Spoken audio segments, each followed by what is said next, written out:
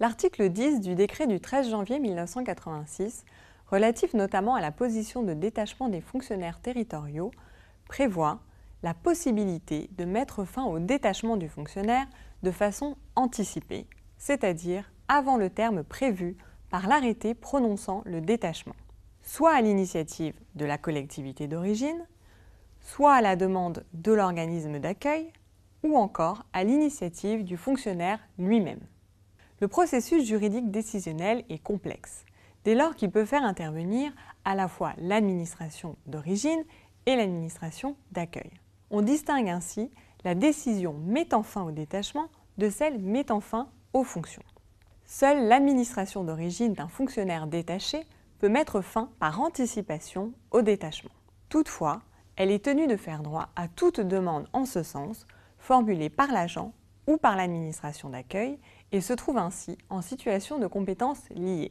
Lorsque la demande émane de l'administration d'accueil, il appartiendra donc à l'agent de contester la décision de l'administration d'accueil mettant fin à ses fonctions. L'administration qui accueille un fonctionnaire en position de détachement peut à tout moment, dans l'intérêt du service, mettre fin de façon anticipée au détachement.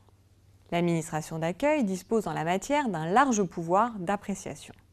Et le juge de l'excès de pouvoir exerce sur cette mesure un contrôle restreint. Il ne pourra censurer l'appréciation ainsi portée par l'autorité administrative qu'en cas d'erreur manifeste. Par exemple, le juge administratif a considéré que le motif tiré de la perte de confiance envers le fonctionnaire détaché est une raison suffisante, à condition que la perte de confiance repose sur des éléments précis et justifiés. Le fonctionnaire détaché étant soumis aux règles régissant la fonction qu'il exerce par l'effet de son détachement, logiquement, les règles qui régissent l'exercice des fonctions régiront également la fin des fonctions de l'agent. Les conséquences de la fin anticipée du détachement sont différentes selon la personne qui en a pris l'initiative.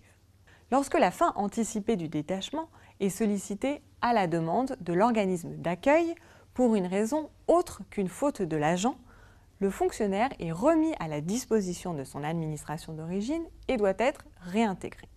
Mais s'il n'existe pas d'emploi vacant et que l'administration d'origine ne peut réintégrer immédiatement le fonctionnaire, l'organisme d'accueil doit continuer à le rémunérer jusqu'à l'expiration de la période de détachement initialement prévue. Et au terme prévu de la période de détachement, le fonctionnaire doit être réintégré dans son emploi d'origine. Pour cette période, la rémunération à laquelle le fonctionnaire a droit, et ce malgré l'absence de service fait, s'entend du traitement et des accessoires de celui-ci, à l'exclusion des indemnités liées à l'exercice effectif des fonctions et après déduction des revenus qu'il a pu percevoir pendant cette période. La situation est différente en cas de fin anticipée du détachement lorsque l'agent a commis une faute grave. Dans cette hypothèse, l'agent est réintégré dans sa collectivité d'origine s'il existe un emploi vacant. Mais à défaut, il est placé en position de disponibilité jusqu'à la fin de la période de détachement initialement fixée. Ce placement statutaire ne fait bien entendu pas obstacle aux poursuites disciplinaires, le cas échéant. Lorsque la fin anticipée du détachement est sollicitée à la demande du fonctionnaire lui-même, il cesse d'être rémunéré si son administration d'origine ne peut le réintégrer. Dans ce cas, il est placé en disponibilité jusqu'à ce qu'intervienne sa réintégration.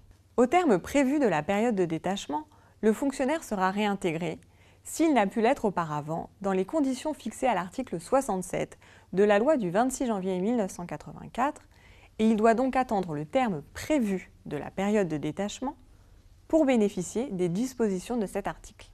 Toutefois, si la collectivité d'origine dispose d'un emploi vacant, elle est tenue de le réintégrer. La réintégration de l'agent sollicité en cours de détachement de longue durée n'est pas une simple faculté pour l'administration et il ne peut être opposé de refus dès lors que le poste sur lequel la réintégration est possible est vacant.